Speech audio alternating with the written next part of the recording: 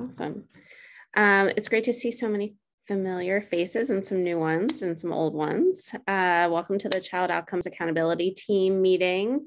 So the Child Outcomes Accountability Team is one of the Vermont Early Childhood Action Plan committees that stewards Goal 1 of the VCAP.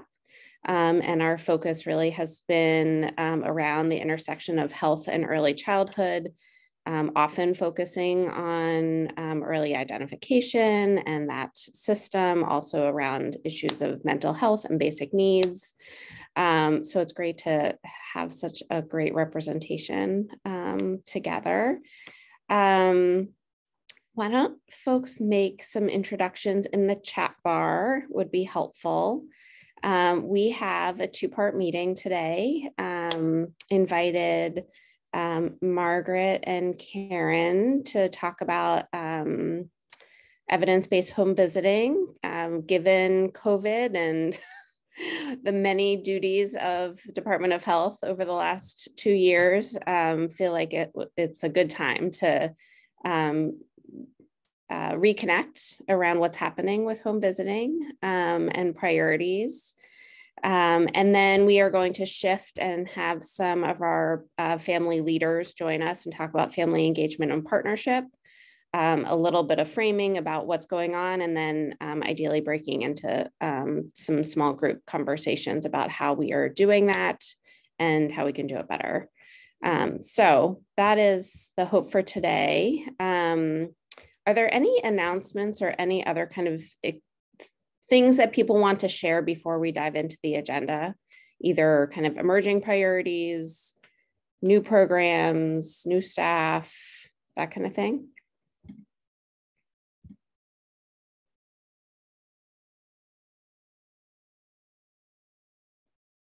Thank you for making all those intros in the chat bar. Yeah, it's great to see some new folks. We have Robin and Cooper. Okay, so if there are any other announcements, let me know. So Margaret, I'm going to hand this to you if you want to do an intro and some sharing, and then we can have some Q&A. Sure, sounds great. Hello and good morning, everyone. I'm Margaret Urban. I'm a nurse and work with the Vermont Department of Health and the Maternal Child Health Division. I'm here today to provide an overview of sustained home visiting. I believe Karen Blasky-Branch is going to be joining us. Maybe she's just having, she's planning to join us, but anyways, we were going to team up together to really just provide a brief overview and certainly give some time for space and questions and dialogue around sustained home visiting. So I do have a couple slides to share just to kind of help communicate. So hold on just a second.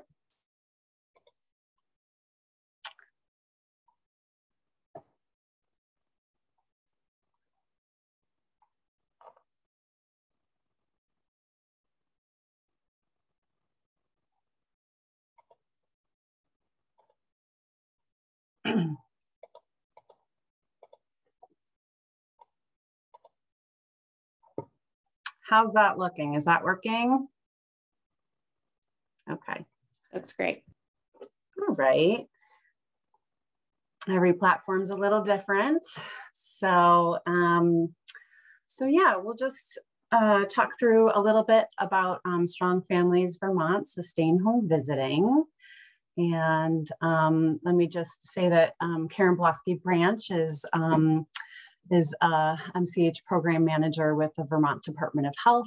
And Karen and I work incredibly closely together in partnership with supporting sustained home visiting implementation in Vermont. I am primarily focused on the nurse sustained home visiting model, and Karen is primarily focused on the family support home visiting model. And we work very closely with the Department for Children and Families because, as I will explain further, these systems of home visiting are really integrated into our Children's Integrated Services system of care. So I'm hoping that you all have seen this infographic before, but just to ground you in this discussion, we in Vermont have a continuum of home visiting. And in 2018, we branded this Strong Families Vermont. And this is intended to really help communicate some of the parts of this system. So we have two sustained home visiting models. One is the nurse home visiting program, and the other is the family support home visiting program. In addition to sustained home visiting, we have responsive home visiting, and responsive visiting is a very important part of this system as well. Not all families are really ready for sustained home visiting, which is typically a longer term or 2-year kind of experience, and responsive might be more short term and maybe more just, there's different families, right, with different needs out there. So we need all of these systems. And the home visiting system is within Children's Integrated Services, and the other systems are early intervention, early childhood family mental health, specialized childcare. This infographic is trying to help to reinforce that these are linked, and sometimes families kind of go in and out of sustained or responsive, or sometimes families are introduced to the system of care through universal home visits. Like, for example, in Franklin County, the HEART program might be a window into some of the other services. So today we're going to just focus in a bit more on sustained home visiting. So internationally, the nurse home visiting program is known as MESH, Maternal Early Childhood Sustained Home Visiting. We have 7 home health agencies currently in Vermont with trained registered nurses in the long-term structured evidence-based home visiting program. The eligibility for this program is prenatal enrollment, and we follow and work with the families up until their child is 2. For the sustained home visiting program, it's internationally known as Parents as Teachers. We have had some experience with this in the state of Vermont so far, and are working very, very much so to stand up Parents as Teachers to have it be available statewide. Human service professionals with a minimum of a bachelor's degree are trained to deliver this evidence-based home visiting program, and Parents as Teachers can serve people prenatal up through age 5. So this Margaret, I'm here. Oh, you are here. Hey, Karen. Perfect timing. I'm going to turn it over to you. Okay. Thank you. Sorry, I had a little technical difficulties. I wondered. With my computer, but here I am. So hi, everybody. Karen Belaski Branch, also working with the Maternal and Child Health Division on home visiting. This is our current state, pretty much our current state of where things stand at this point with sustained home visiting. And so as you'll see that we currently, we have been using the CIS bundled funding to support the kind of limited amount of Parents as Teachers that is being done with 3 affiliates. So we currently have 3 affiliates in Vermont who have, which basically means they're doing the model to fidelity. So we have about 10 certified parent educators. And in the past year, we had about 37 families that received Parents as Teachers using the CIS bundled funding.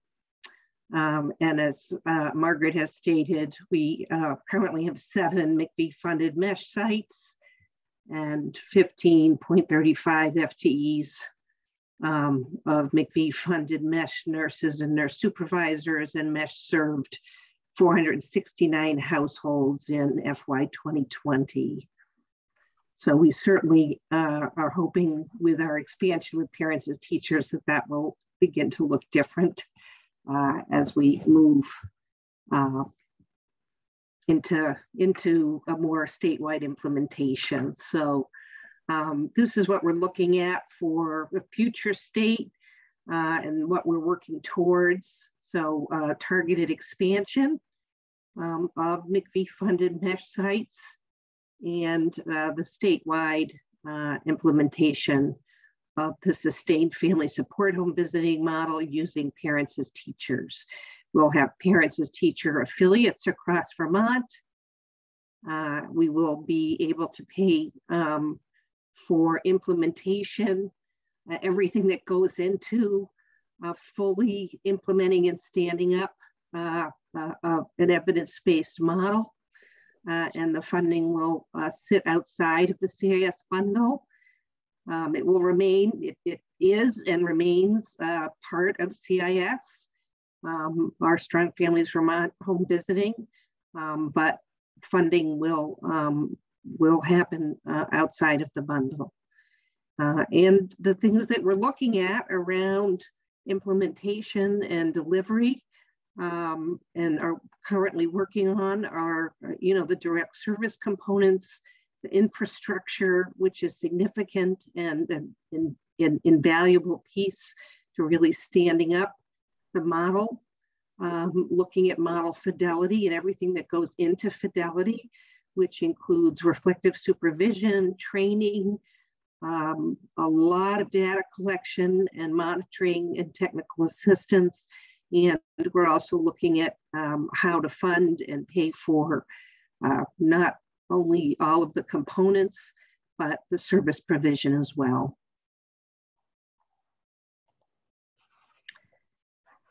Quickly, these are the model components of the parents as teachers.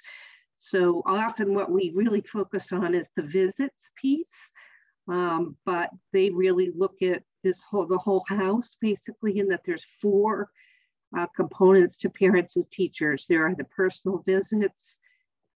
There is a pretty robust and ongoing monitoring of development, child development in particular. So really looking at developmental milestones and screenings throughout the process, group connections piece so that families are less isolated, and then really looking at how our resources being connected with the family, not just referrals, but ongoing connection and relationships being built with families so that they're getting the resources that they really need to be successful. And these are the 4 primary results that, because it's an evidence-based model, there's a lot of research behind the model. And these are the 4 main components that parents as teachers states. If you're doing the model to fidelity, these are the outcomes that you will see in the families that you're supporting. So early detection of developmental delays, parents improving their parenting competencies, families promoting child language and literacy, and child abuse and neglect are prevented.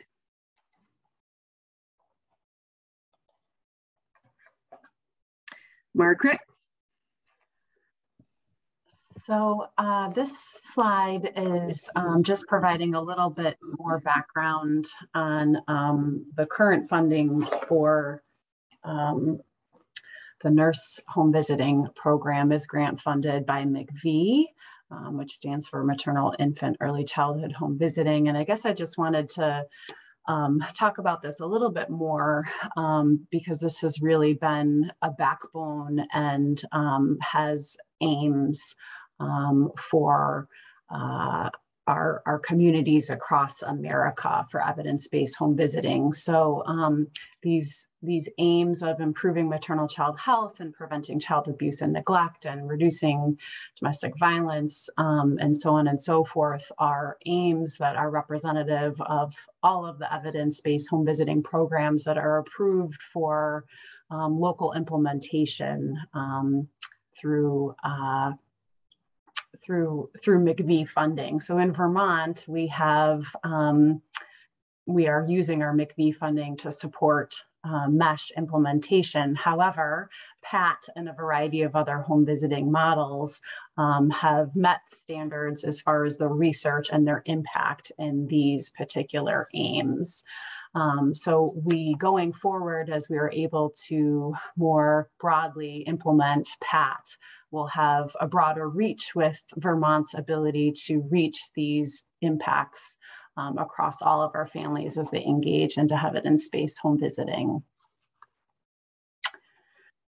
Just to provide a little bit more detail with regard to the home visiting program goals for MESH, there's some goals outlined here on this slide, which is a little busy, but it's really kind of just capturing that some of the core focuses in specific regard to the MESH program are improving the transition to parenting by supporting moms and people through pregnancy, and to really improve the maternal health and well-being by helping moms to care for themselves, and so on and so forth. So what I did want to bring your attention to is that with the MESH program, we have some outcome data that we collect. And so this is an example of how our parent enablement instrument, which is the outcome survey, which is conducted after select times after a recent nurse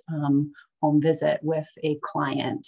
And so this is really kind of giving you our data on how the participants' experience was after a recent nurse visit, with how they felt with the nurse being able to help them with these things as far as coping with life, as far as understanding their baby, keeping themselves healthy, feeling confident with their parenting and their ability to help themselves.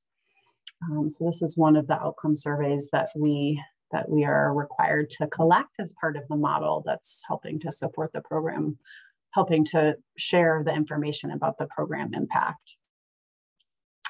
And then the last real data-oriented slide that I wanted to just share is that for McVie-funded evidence-based home visiting across America, there's robust data that is required to collect and report on. And we are nationally held to continuing to meet performance improvements across 19 different benchmarks.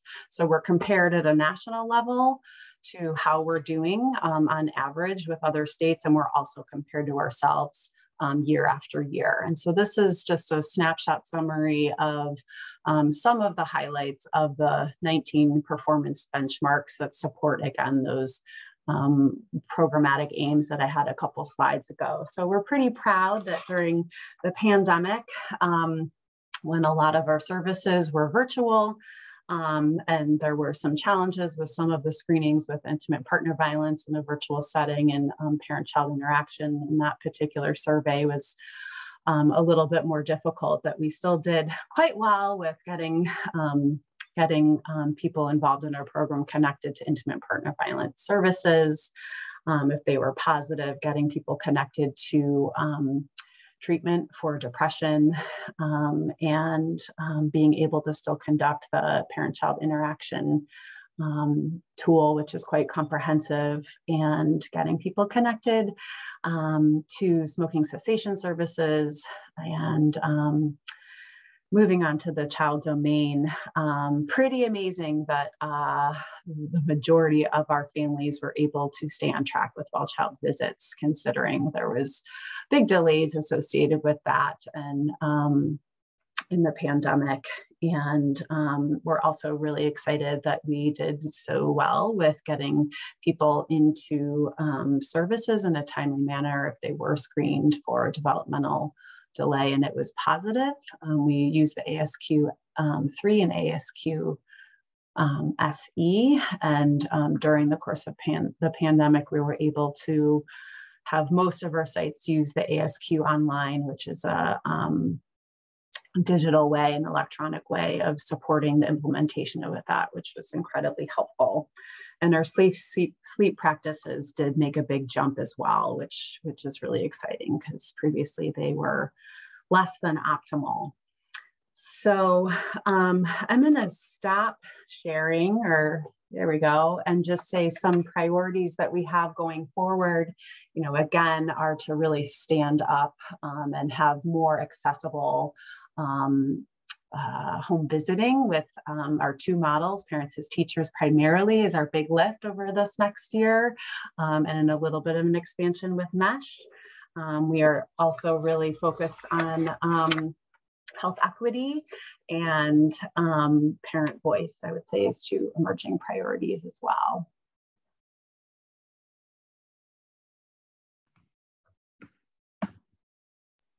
Thank you. Sure, and we're happy to take questions or whatever works for the group.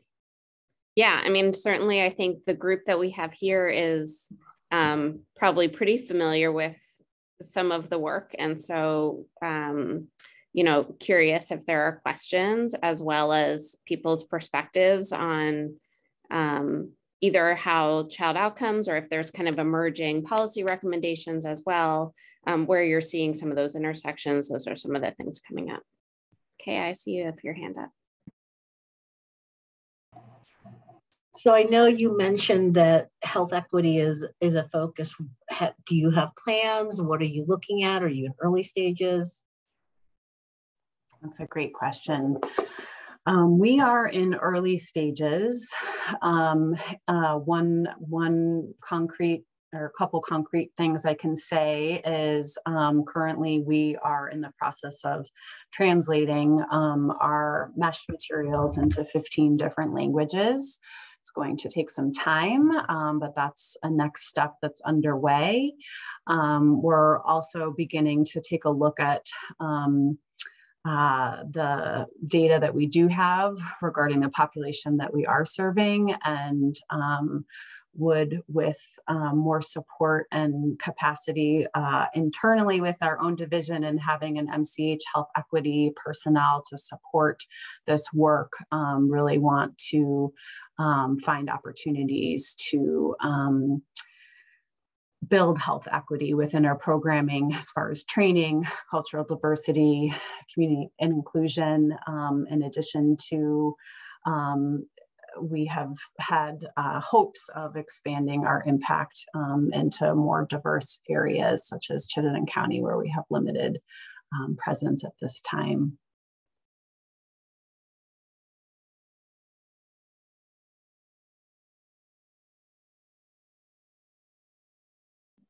It's a good question, Kaya. And also something that, may be interesting to bring back to this group to kind of dig into a little bit. Becca, I see your hand up. So kind of aligning with Kaya's question, can you give us an idea of like where it's statewide, but what the services look like across the state in terms of like numbers and spread? Well, right now, Parents as Teachers is limited to 3 areas. So Franklin, Bennington, and Lamoille. That's where we have affiliates right now.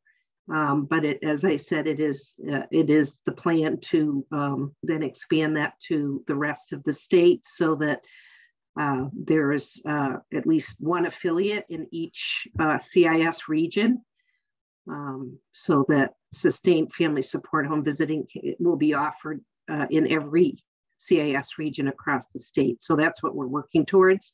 I'll let Margaret talk about the sustained nurse home visiting. So currently for sustained nurse home visiting, we are able to have 375 households served. Each region has a certain caseload.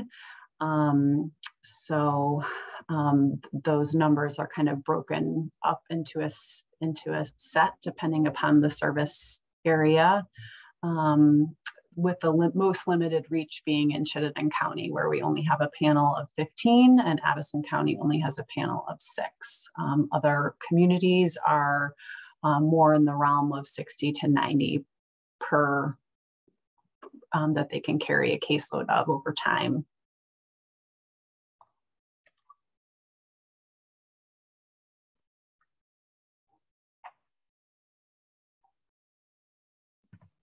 I'm curious, it's super exciting to hear about, that you're able to do some expansion and working to get into Chittenden County, which has notoriously been challenging. I'm curious if there are particular barriers or challenges that you feel like kind of this group would benefit by being aware of to put pressure in different places. Like, where's that cross sector, if there's kind of coordination that is needed, or policy recommendations, or whatever that might be. Not just for Karen and Margaret, but for others. Yeah. I think one of the biggest barriers, and I'm sure Karen and Margaret can also attest to this, is that there wasn't adequate funding to stand up the model. And so people couldn't do it to fidelity because there wasn't the funding. And with natural attrition in stressful home visiting positions, you would train somebody if you could find the funding, and then if they left, there wasn't an ability to train additional staff. And it's a lot of work to have a supervisor and train staff and follow the model to fidelity with having the group connections. It's a huge lift, and to have the adequate funding behind that is just something that wasn't there. And this is really, I just want to say, this is really exciting. We've prioritized this at NCSS and we just kept it going. We're like, okay, we're going to try and keep staying an affiliate and make it happen, because we see the change in families who are enrolled in this, but not every organization is able to do that. And so it just kind of, I don't want to say fell by the wayside, because I do know that there are places in Chittenden County where they use components of the model, but just didn't have the ability to do it to fidelity.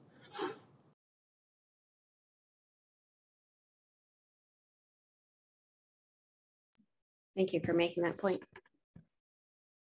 Other challenges, or even things that have been addressed that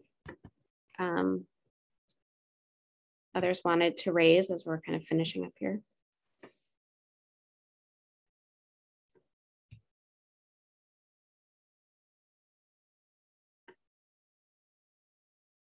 I think it's really good to hear what's happening with this work. So thank you, Margaret and Karen, for bringing it to us. I know that there's a lot of people on the call who totally bought into home visiting. It's just a matter of having an understanding of what's happening. So would love to hear if there's kind of that next level of conversation that people think would be helpful or productive when we talk about kind of the intersection of home visiting with the services that you're overseeing. Is there anything else that's coming up, or if you want to put that into the chat bar? Renee? Yeah, and I know Karen and Margaret, you're not strangers to this too, but just to present to this group the opportunity to think about the way that we can leverage partnerships in community with Head Start programs who are offering home-based services. For maybe some folks on the call who aren't aware, we do have some Head Start grantees who are implementing parents as teachers to fidelity. And so it's just, we know we want to get these crucial services to as many folks as possible. And so I don't think there's an easy solution, but kind of wanted to lay it out in front of this group to also be thinking about ways that we can leverage federal resources and Head Start dollars, both for Head Start programs and early Head Start programs who are offering home visiting, and whether it's shared training opportunities or communities of practice for support. I mean, I think, Amy, what you said too about the burnout and the turnover for home visitors, home visiting was my first real professional gig, and it takes a lot. So just always, wanting us to be thinking about how can we leverage. We've got a lot of things going on and want to get the services out to most people, and maybe it's it's just about that training or bringing together more communities of practice and having home visitors be able to support one another or share strategies, and thinking about warm handoffs for families, right? If there's limited capacity within one system, how can we make those connections to other systems? And there's no one best approach. I think it does really depend on the communities, which makes it a little bit more challenging. But just wanted to throw that out to this group to be thinking too within regions, if there are those regions, like talking about Chittenden. And I know that in the last round of expansion opportunities for Champlain Valley Head Start, they've increased their home visiting slots. So again, just wondering how we might get together and really look at that data and think about, okay, if there are areas that are being underserved, is there kind of a middle ground opportunity while we're trying to stand up parents as teachers within the sustained home visiting model, just to do some of that bridge work.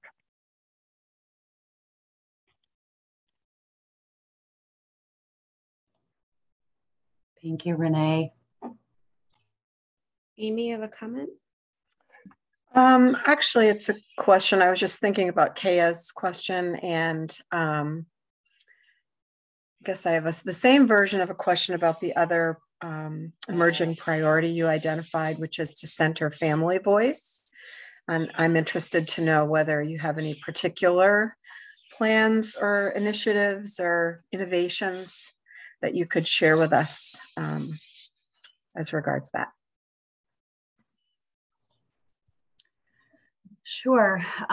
We have just begun to focus on our continuous quality improvement project of 2022, and on Tuesday launched that with our sustained nurse home visiting team, which is around retention, specifically at the 12-month period, to be a little bit more in line with our mesh fidelity metrics. So this seems like a really natural and perfect opportunity to really bring in family voice a bit more with getting their feedback and maybe broader experience with programming and how we can really maximize the experience to be all that it can be. So we are really just beginning, but that's one idea, is to really incorporate parents a bit more, whether it's through a community advisory board that some communities are still having specific to mesh, potentially broadening our community, our satisfaction survey. It would be great if we can potentially have parents involved in our mesh steering committee, which happens quarterly, and get to a place of real parent leaders with recruitment and other things. But we're taking baby steps at this point, and those are just some very, very preliminary ideas. The other thing I would also say is that through CIS, we have our Vermont Interagency Coordinating Council, which has a number of parents as members and as co-chair. And so that group meets regularly with our family engagement, with the family engagement coordinator at CIS. And home visiting is discussed there, as are all of the CIS services. And so that's one very specific and formal way that we have parents and family voice that's the advisory body for CIS. So that's a pretty significant body that is looking at all the programs, at data, at every aspect of CIS. Very relevant question for our next topic as well. Janet, do you have a last comment, and then we'll make that transition to Charlotte. Yeah, that's great. Yeah. Well, I have a question for Margaret about those amazing performance metrics, but I will just comment on what Renee just put in the chat. I think that would be fabulous to leverage all the work that BBF is doing and this network that they're building for true family leadership. And we had, with our federal site visit, Morgan had participated last year in really wanting to kind of connect MCV and the whole home visiting world to the whole early childhood aspect, all the different aspects of the early childhood system, and kind of for a comprehensive seamless system, which I know we're all working on. So I think BBF is the natural partner for that. And then I just was so struck by that first performance measure of connecting 100% of folks experiencing intimate partner violence to, I can't remember the language exactly, just to services and resources. That's amazing. And that was virtually. That's a hard thing to move the needle on, right? Like, I don't know if you have more information or could share more about that, but that was amazing. Well, thanks. I guess I can share more and say that, you know, this is data from the program year from 10/1/2020 to 9/30/2021. So there were certainly ups and downs, right, within that pandemic period of when some of our services weren't entirely virtual. And as far as that specific data point, you know, it's capturing a subsection of the entire population. So it's certainly something to be proud of for sure. So sort of the cohort that was reported on, 100% were screened and then connected into services. So it is really exciting. I do know that it was at times more challenging for the screening to occur because of privacy and concern over our screens. So it's great. Thank you for those questions.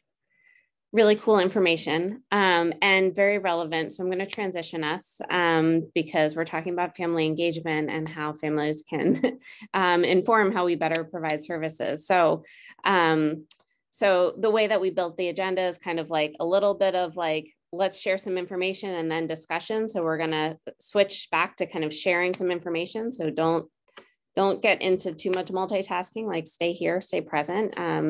The work that Charlotte and Jen is doing is really cool. So Charlotte, I'm gonna have you start and I have your slides when you're ready for them. So excited to share a little bit about family engagement and then we'll have a discussion. Yay. Ooh, excuse me. Good morning, everybody. I'm so happy to be here with you all on this rainy Thursday morning. I cannot believe it is Thursday. I don't know how folks' weeks have been, but I'm like, this is bananas. So yeah, my name is Charlotte, and I'm so happy to like see some of you familiar folks. Sarah Wallace-Broder, it's so fun to see you on a meeting. So I work at UVM-MC. I coordinate and manage our patient and family-centered care program across the pediatric settings there. I also work as a consultant with VDH, specifically the Division of Maternal and Child Health, on strengthening family partnerships. So family partnerships is kind of my jam. I think it's important to share. I do this work with my professional hat on. And also, I have 3 children. My middle child has lots of medical complexity and has gone through the early intervention world, continues to go through, the complex chronic care world, just on the medical side of things. So I like to say, like, I have some street cred too. I'm not just doing this like in a professional way. And I'm just really, really thrilled. I see there's some family partners on this in this meeting, but specifically I'm really, really thrilled to kind of jointly present some information and engage in some really great discussion around family partnerships with the incredible Jen Fortman. So I think, Jen, do you want to just introduce yourself really briefly, and then we'll do my slides, and then mostly I want to center and elevate Jen and her experience, but. Yeah, thanks. So I have seen some of you on various meetings, but so as you know, my name is Jen Fortman. I live in northern Vermont in Hyde Park with my family. I have 2 children. My son Jaden is 5. My daughter Eva is 3, and I wear a few different hats. First off, I'm a full-time stay-at-home mom, so that is my first job. I'm also the parent co-chair of the Families and Communities Committee, and I'm a member of this committee. Charlotte, I'll let you go through your slides, and then I'll talk a little bit about how I got involved in some of the work that I do. Yay. Okay, great. So I wanted to start us off with one of my favorite quotes around this subject. Facts bring us knowledge, but stories lead us to wisdom, which, you know, I'm kind of preaching to the choir here. I think this entire meeting, I think everybody in this meeting does not need to be convinced of the importance of, you know, family partnership, family leadership, the importance of lived experience. But, you know, again, I just think it just perfectly encapsulates the idea that, you know, we need synergy, we need comprehensive teams, we need folks who do have the facts, who do have the data, who do have the content matter expertise, and we need folks, you know, with lived experience to really help inform all of the things that you all are trying to do to help make healthy communities, you know, for children and families. So that's just one of my quotes. I wanted to take you know, take this time to kind of stratify like family engagement versus family partnership versus family leadership. Maybe I actually shouldn't say the word versus. It's family engagement and family partnership and family leadership. I think sometimes we use these terms as synonyms. And while they are all in a Venn diagram, you know, there's a lot of difference. I took much of this content from the CHIP, you know, sort of family engagement or family partnership, how they kind of define it. And so it reads from top to bottom. So top is really, you know, talking about what is family leadership. It's when families are they're in leadership roles, they partner with program staff in decision making, program planning, policy making. Family engagement is part of you know, the program culture. It's expected and it's like written into guidelines. Then there's, you know, families, the kind of family partnership pieces. Families serve as representatives more broadly. They serve in a general advisory capacity. Families represent issues and concerns that are sort of beyond their own personal experience. Then as we go down, you know, there's one level down from that is families, you know, serve on like task forces, maybe related to specific issues. I'm very sorry for the typo I just saw. Families, you know, at that point, like are kind of just sharing about their own experience. And then there's like the sort of the first tier, which is, you know, family engagement, which is defined as just like sort of in getting input from families via surveys, or, you know, asking, you know, sort of like on the more on like the day-to-day things, like sending families notes home about their child's day, or again, yeah, those family satisfaction surveys. That's really kind of like family engagement. Like, of course, we all do some sort of family engagement, but how do we get from, you know, how do we like make sure that how we're defining this is sort of consistent and agreed upon, and you know, how do we work together to ensure that to define where, you know, everybody is in their program readiness, and then also how do we move up the ladder to really ensure that families get training to become partners and to become leaders. Next slide. So then I wanted to drill in a little bit. So that was sort of like the CHIP, like national way that we define things. I wanted to drill down a little bit into like some of my work specifically, and within the Division of Maternal and Child Health. We brought together in the before times, before COVID, we brought together folks from across MCH to form a family partnership steering committee to really have this like collective idea around how we wanted to, you know, again, like strengthen and sustain how we do family partnerships across maternal and child health. We came up with this definition, like what is a family partner? Like, what are we doing? We define family partner as an individual who has received or taken part in any services or programs offered or directly supported by MCH. A family partner will work in collaboration with MCH staff at all levels to help make services and programs more responsive to the needs of community members and families. The role of family partners, as defined by, you know, Vermont Division of Maternal and Child Health is to bring individual, youth, and or family voice and perspective to policies, programs, operations, education throughout MCH to improve program design, delivery of service, staff satisfaction. Also, family partners serve as champions in promoting a culture of collaboration among administration, staff, community providers, consumers, and families. That part feels super important. I just want to, highlight that. Again, maybe less sort of in this group, but certainly kind of in the medical field. I think there's sometimes this sense of when we talk about family partners or talk about patient family advisors, there's this sense of it's like family directed, it's patient directed. And that's not at all what we're talking about. We're talking about creating this culture of collaboration wherein, having this strong synergy benefits staff and increases wellness, and also in the work that they're doing, and also families are getting what they need. So that mutually beneficial relationship is also super important to note. I recognize I'm going real fast, sorry. All right, next slide. Again, as defined by this Family Partnership Steering Committee within the Division of Maternal and Child Health, I think sometimes organizations are like, okay, yes, we want to involve them, but like, what should they do?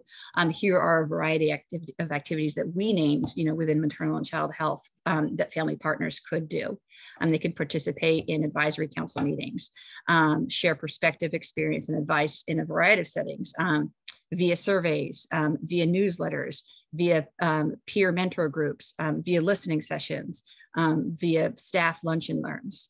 Family partners can also develop, review, edit, printed or electronic material.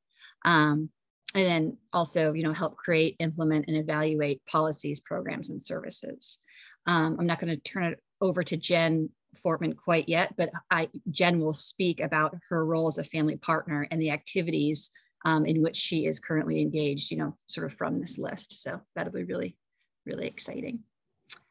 All right, next slide. Also, I think sometimes folks, again, super believe in, want to include family partners. And then it's sort of like, how do we actually do that? Or what are some best practices? So again, best practices as defined by, my work at UVMMC, and then also this MCH steering committee. Number one, establish logistics of how you're going to compensate family partners. Many of the staff members I work with ensure that written into their grant or written into their project plan is compensation for family partners.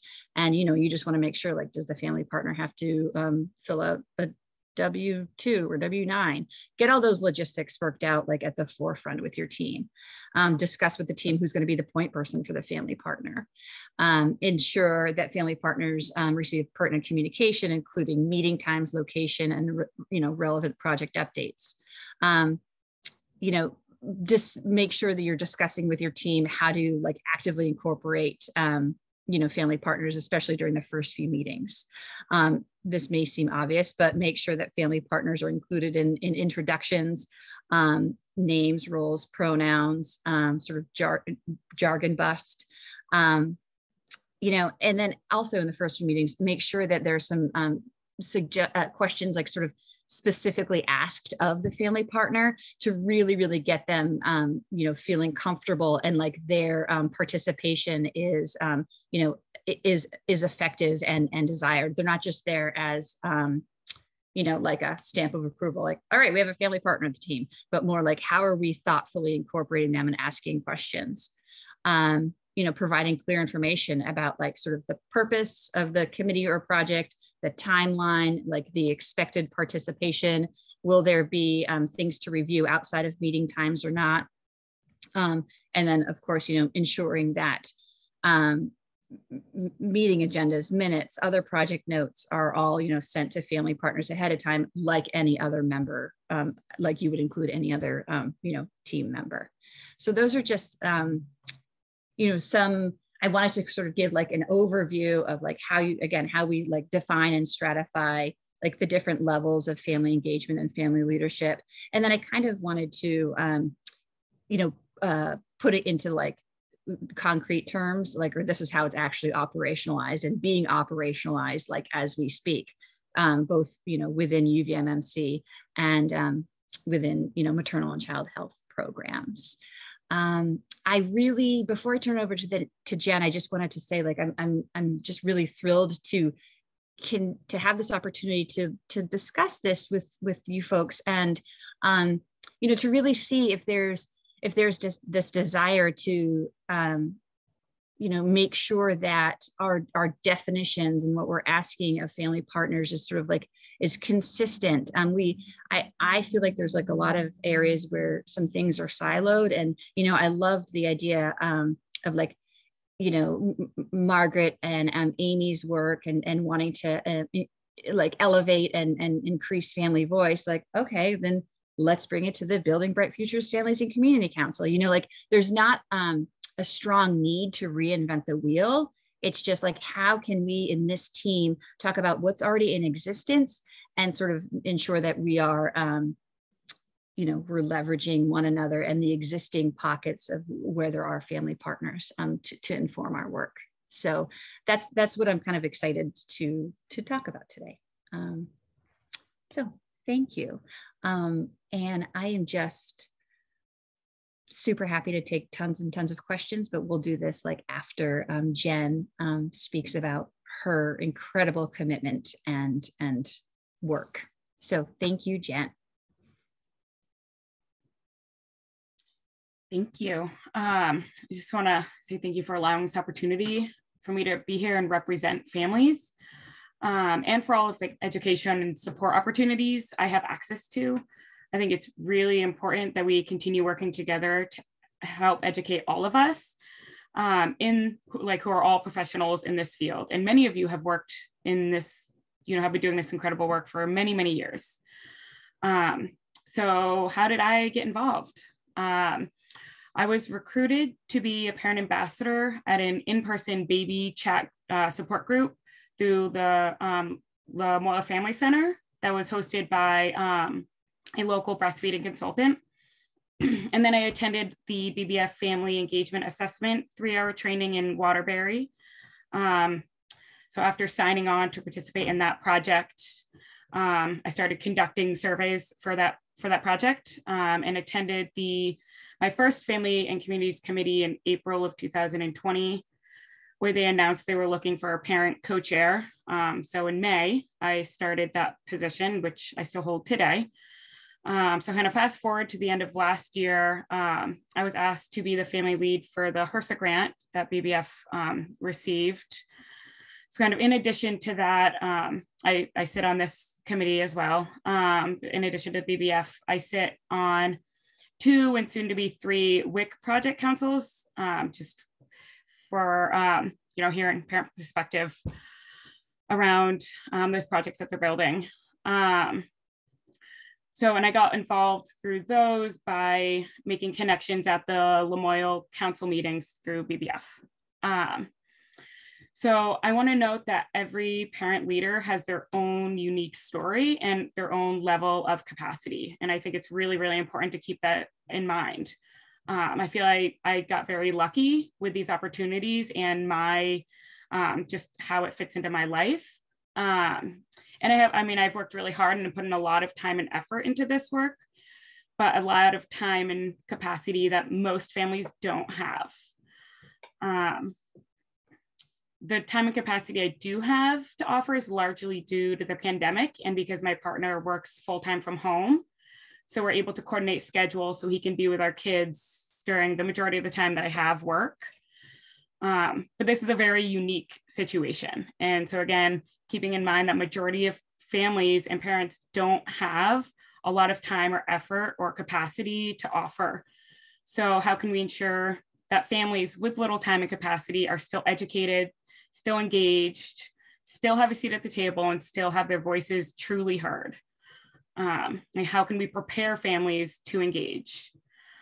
So as Charlotte mentioned, there are many different ways to engage in families, sitting in different leadership positions, attending various meetings, which can often feel intimidating, fast-paced, feel like us as parents just don't belong or fit at the table, but also joining peer groups or advisory boards, participating in projects such as the family engagement assessment, WIC advisory councils, et cetera, and sharing stories through surveys. So in order to provide like a welcoming environment at the table, we need to ensure that we don't like overwhelm family participants, while at the same time continuing to be productive with the time spent together. So different ways we can do this is welcoming parents to sit at each table, ensuring parents' time is being valued and compensated for, providing a space where family concerns are truly respected and heard, slowing down to provide families the time and space to understand kind of the context and to provide their input, educating families on how decisions are made so they understand kind of the decision-making process, being aware of the use of acronyms by like explaining what they mean, and being aware of the pace at which people are speaking. Again, it could be very intimidating being in a very fast-paced virtual room. And taking time to join tables that parents and families are already at and engaged in and comfortable at. So like the Families and Communities Committee, which was mentioned earlier,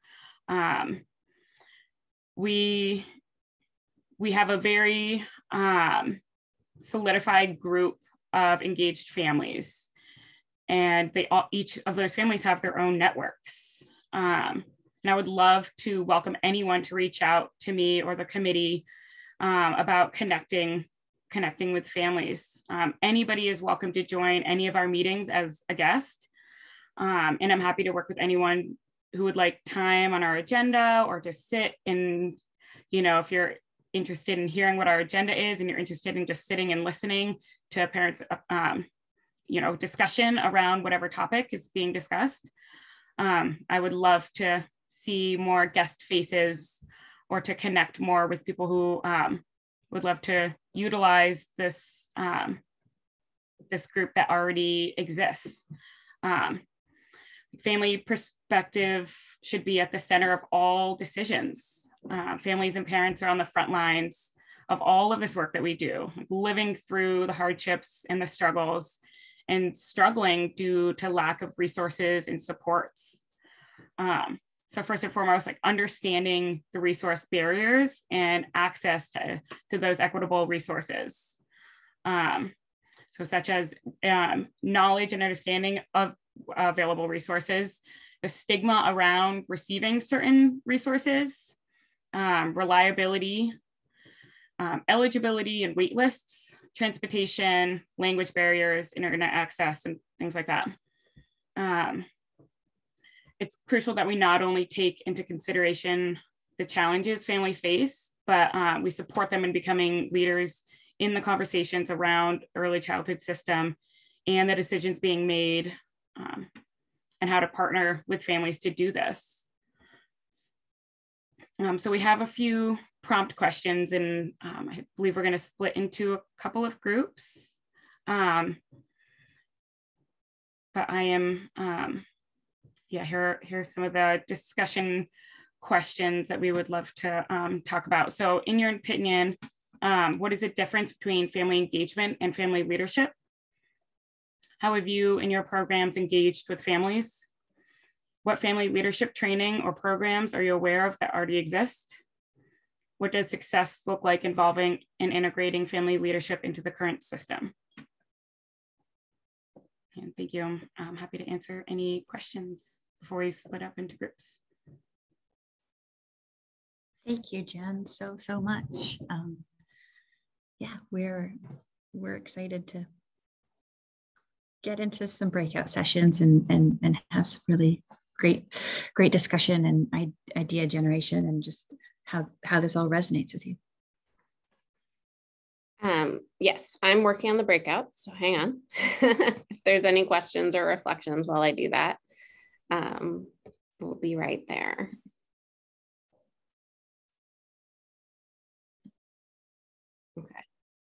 All right. I think these groups are roughly equal. So gonna let us go into breakouts. Charlotte, I have you in one and Jen in the other, and I can certainly provide support and trying to, anyway. So I'm gonna open rooms. How much time do we have, Charlotte or Jen? We wanna take about 15, 20 minutes? Yeah. Let's do 15, yeah. Okay. All right, here we go.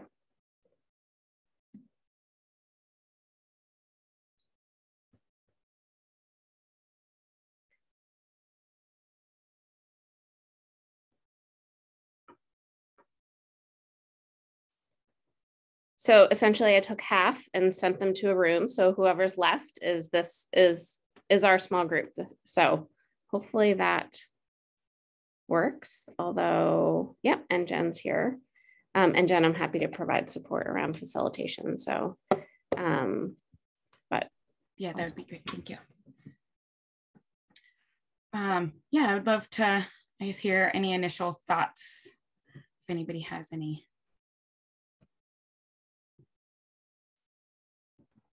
Well, of course I do. As I was looking at those different iterations of involving families, I was thinking about the sort of cascading level of involvement and trust and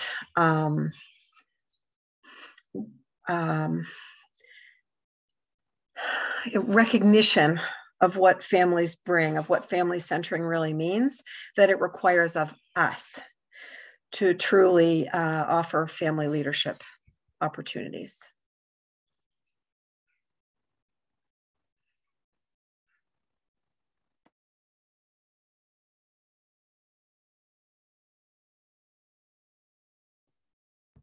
Yeah, thank you. And I guess the other thing I would say is that family leadership includes engagement, whereas engagement may not include leadership, right? They're different. Amy, can I hop in on that? Because I think that's part of Please. The question I think that we continue to ask ourselves around like this concept of having meetings and committees, right? And like the stretch that can be for families. Like Jen, I just love how you teed up at the beginning a strong focus on like families have different capacities and different abilities to engage. And I think as a system, we are still kind of, I personally feel like we're still caught up in this, how do we get the parents to our tables, like to come to the meetings and to read the agendas and it just seems like such a backwards way of doing things. Like we're actually not meeting families where they're at. By doing that, we're still kind of expecting and wanting families to meet us where we're at. So I just feel like that's a huge nut for us to crack in a sense, is like, how do we move away from that model? Because there are still other ways to like sit in, to be in community. Like, yes, I'm a professional, but I'm also a parent. And I'll just say, I've so appreciated attending the families and communities committee meetings, because it's such a different feel. We start intros with like our kids and how old our kids are and like, how are things going? And you see like, moms who have been pregnant, all of a sudden they have a baby on camera. And it's just like a totally different feel of community than the normal, like, show up, here's the agenda, here's the business, this is what we have to do. So again, don't have any answers, but I just think that's a hard paradigm shift for us to get to, is to get away from the getting more parents at meetings and figure out how do we do this work more collectively and in partnership. I see Kay has got her hand up. So you gave me the perfect opening, Renee, so thank you.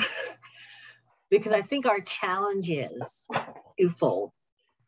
It is not only trying to figure out how we do this, but really looking at the system that we have built that is really based on white supremacy culture. On this is how you do things. This is what is professional. And maybe what we really need to do is talk to people and say, do we want a table or do we need a chair or do we need a microphone? What do we need that will work for you, or what do you need rather, and frame it in a parent-centered manner and look at communication. Look at how we worship the written word versus oral tradition or stories and things like that, and start looking at the actual structures that we have created and how we can start dismantling some of them into something that might be better.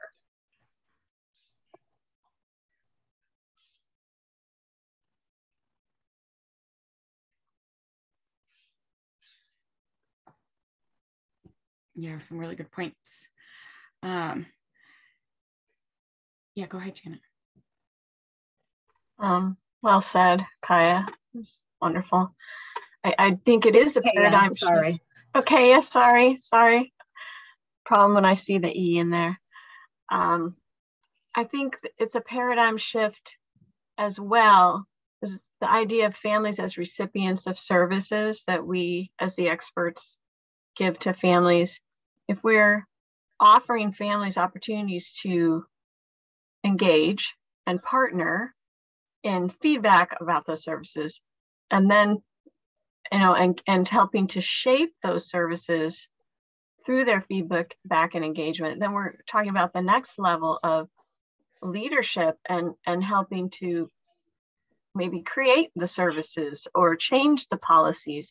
And that's just a whole different paradigm shift as parents, as not only equals, and then we have the whole strengthening families paradigm, but it's like a whole power shift, and it is dismantling, really deconstructing, looking at the way we traditionally give services and view service recipients, so that families are truly empowered, and their voice is truly empowered.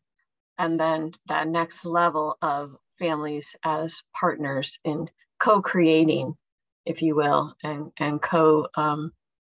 designing some of the services. And it begs a few questions for me, this discussion. Do the parents that we have access to have time and capacity and a desire? Sorry about this.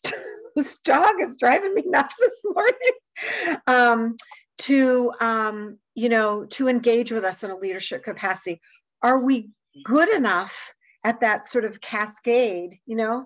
Because I think we are all over the map with this in Vermont. In some places we're involving parents, in some places where, just kind of we're engaging them. And in other places we really are providing some leadership opportunities.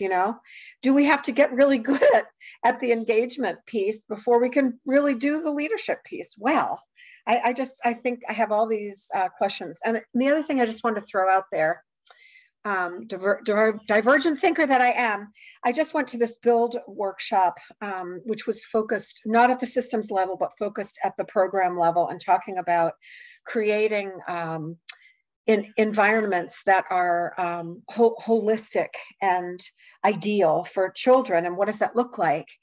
And a quote that I've been reflecting on was that science can be the enemy of allyship and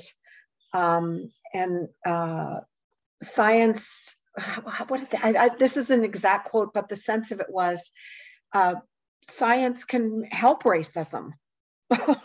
Because it is this white supremacist construct. Mm-hmm. And it's not even the science so much. I know what you're saying, Amy. What it is the structures within science of things must be logical. We believe that things are objective. We believe there is one reality. And when you start getting into sort of exploding that outward, and looking at culture, which is another important piece of this, is there is no one true reality. There is no one true objectivity. Anything that we do comes through the lens that we look at the world. So if you can find something to support whatever you want to do.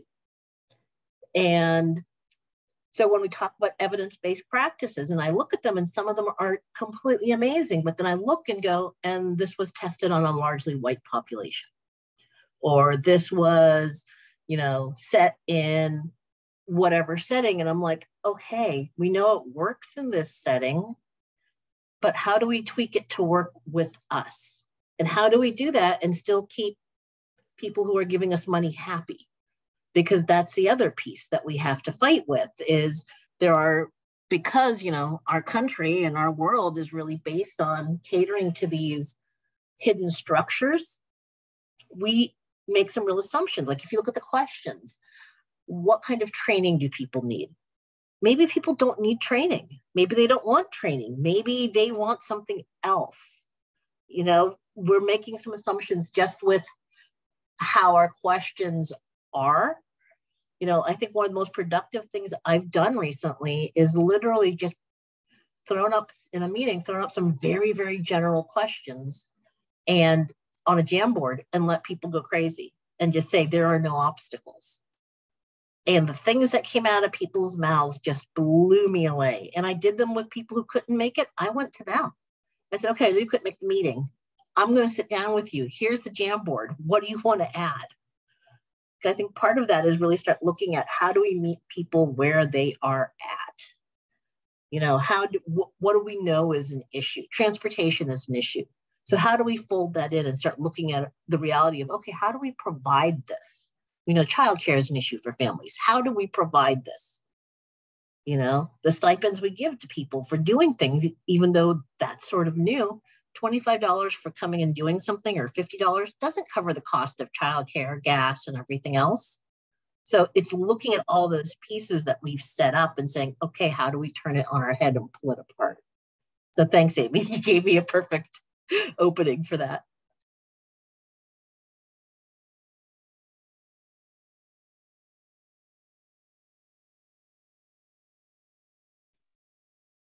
Go ahead, Renee.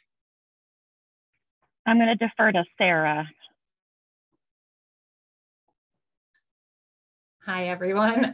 I'm very new to this, but I do think that it's one of the other pieces we need to think about is how do we get decision makers and policymakers to not have families be the afterthought.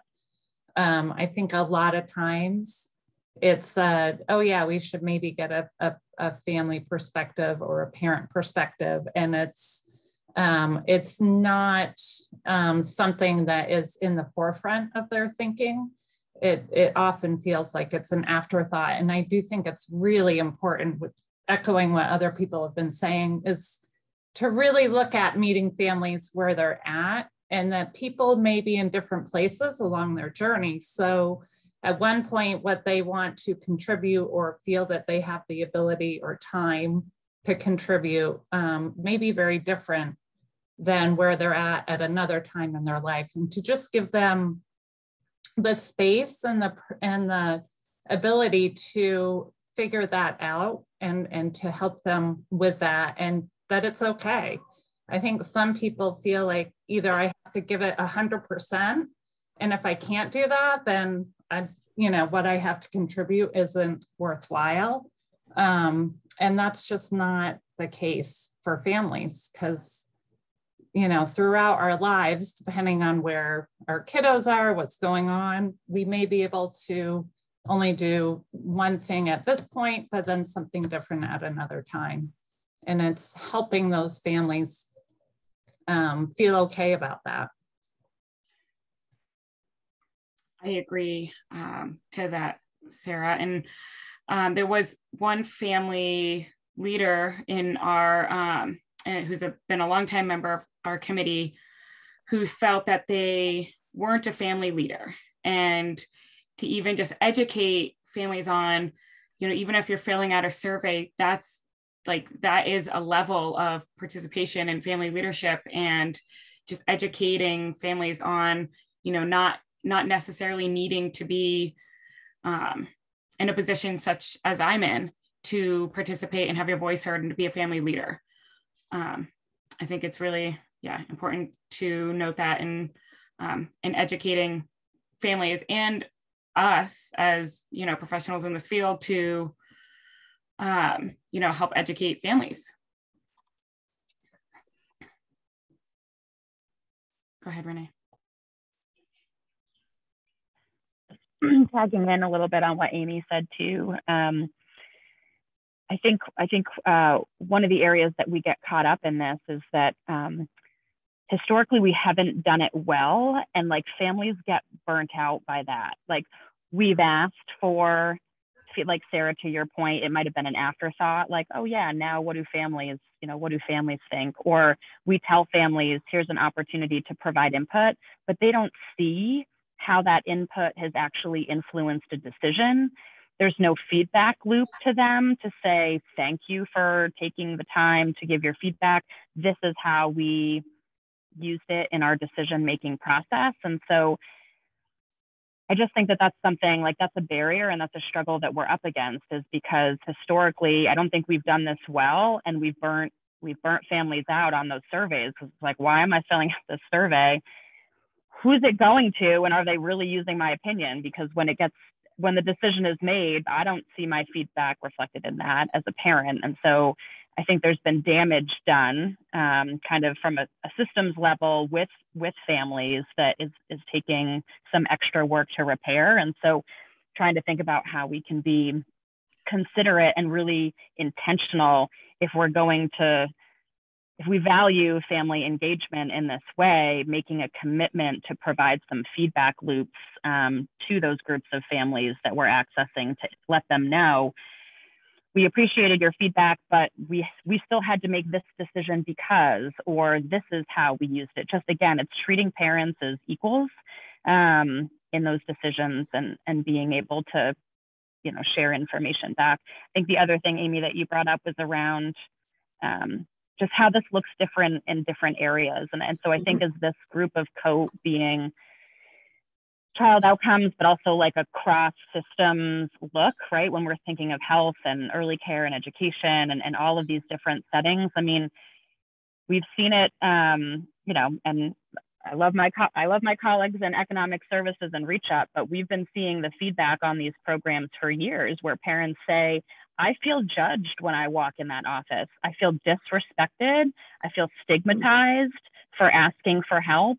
And I don't want to do that anymore. And so I do think it's important, if this group is a cross collaboration, that we're, and not to get out the ruler and slap anybody's knuckles, but just to be honest with ourselves about the feedback, and to try to make some intentional, focused,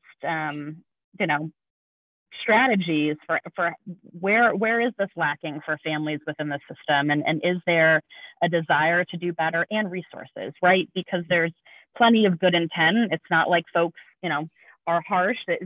You're stressed out, right? Maybe you don't have those same resources or the training that you need to be supportive. So I don't want to put it on the individual. I think it is a systems level, but I think it is worth looking at and thinking about where within our, where do parents engage, and where has that not gone well? Where has it gone well? And kind of how we can extrapolate across the system to just strengthen family engagement practices overall.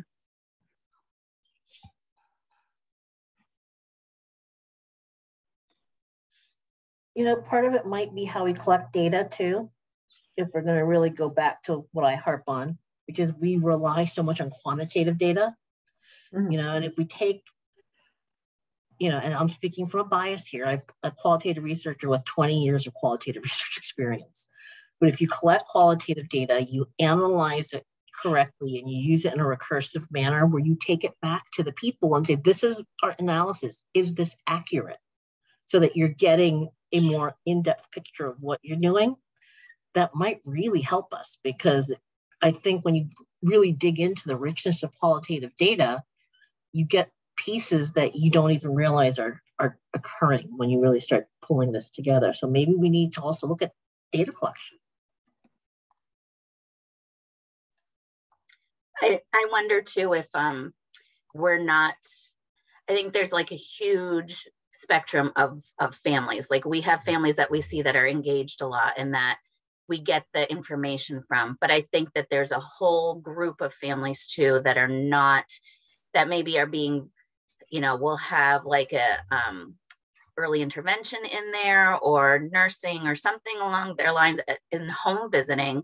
So there's that population that really wouldn't get involved in any way? Is there a way that we can utilize those visitors that are in there and not sit down and do a survey? Because Renee, like you said, too many surveys and too many questions can be enough, but can we take the observations that we're seeing in the home and, and asking genuine questions of these families, like what is it that you need? I mean, those are a lot of questions that happen in these visits. So can we take that information and bring that back to to this kind of meeting, or to like the systems kind of thing, and bring that to the table of people that aren't getting out and aren't putting their feet in these people's homes and seeing the way that they're living and seeing what their struggles are? Because I think there's a big population that we don't hear from at all. We definitely have voices, and they're probably the same families over and over again. But, it's just like a school district. You have those same people that volunteer and give and do.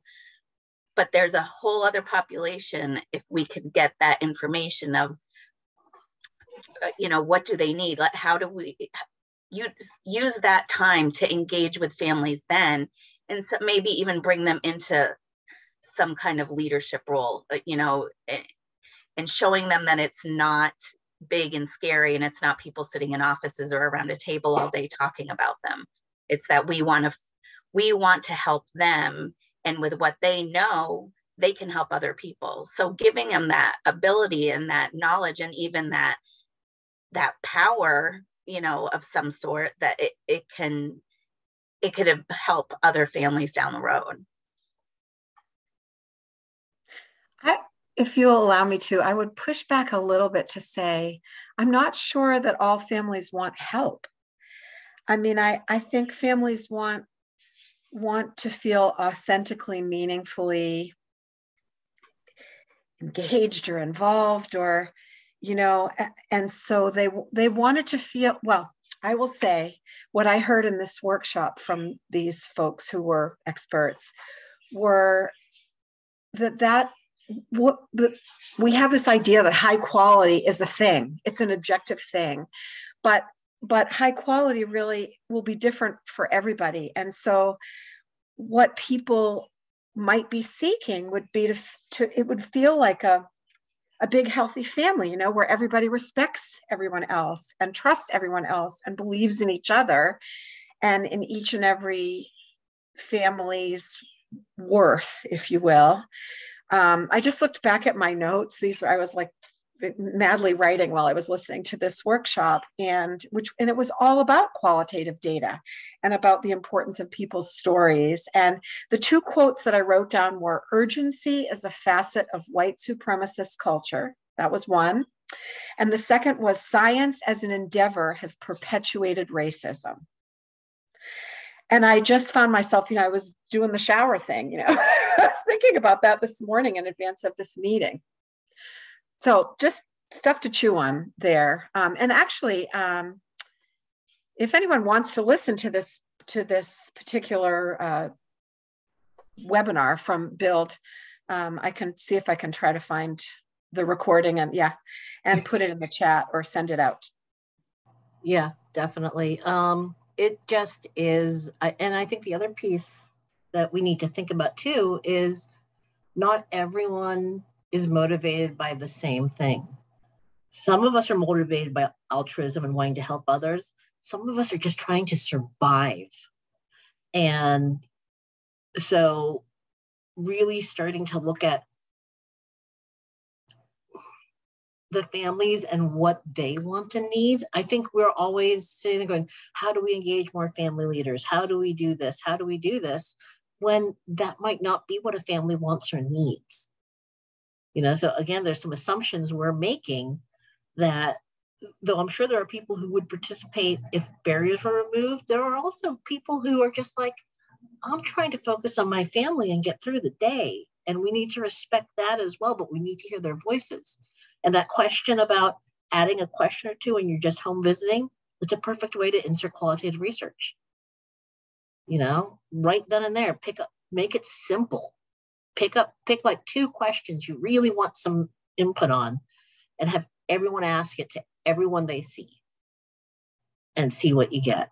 and do that analysis. So I think you can start small with families you're serving, but yeah, I definitely agree. I mean, yes, I do want that. Thank you all, and welcome back to the other group.